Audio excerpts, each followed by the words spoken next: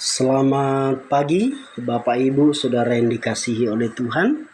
Senang bisa bertemu kembali dalam renungan pagi.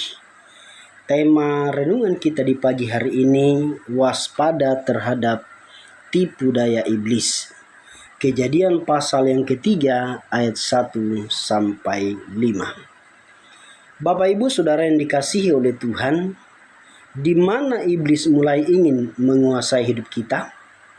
Di pikiran kita.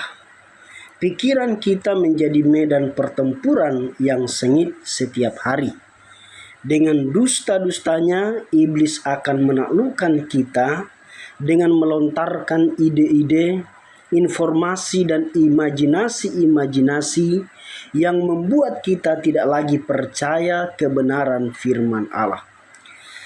Ada 3 langkah yang dilakukan oleh iblis untuk menaklukkan pikiran kita. Yang pertama adalah meragukan firman Allah.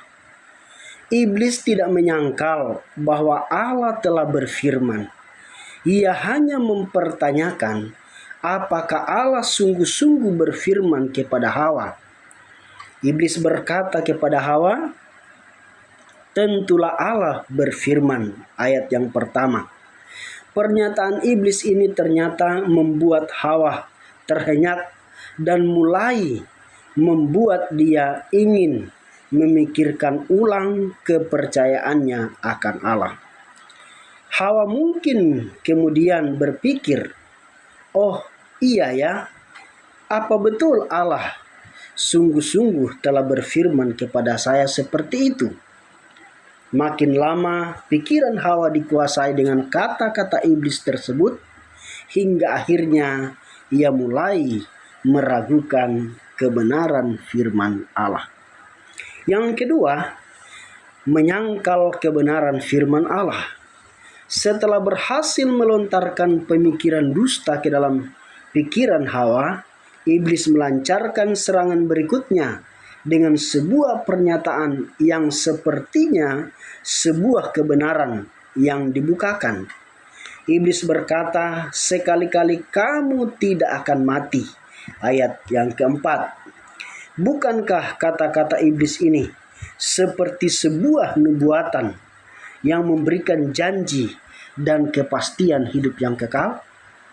Coba lihat, Hawa akhirnya terperdaya dan mulai menyangkal kebenaran firman Allah.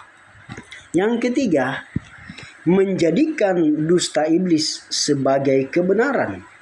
Dusta paling licik dari iblis adalah menyembunyikan ambisinya yang jahat untuk menggantikan posisi Allah dalam hidup manusia.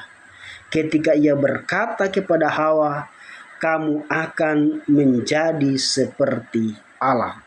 Ayat yang kelima. Sebenarnya pernyataan ini mengungkapkan ambisinya sendiri. Seperti yang tertulis dalam Yesaya pasal 14 ayat 12 sampai ayatnya yang ke-14. Bapak Ibu Saudara yang dikasihi oleh Tuhan, apakah kita bisa tangkap pola jahat dusta iblis ini?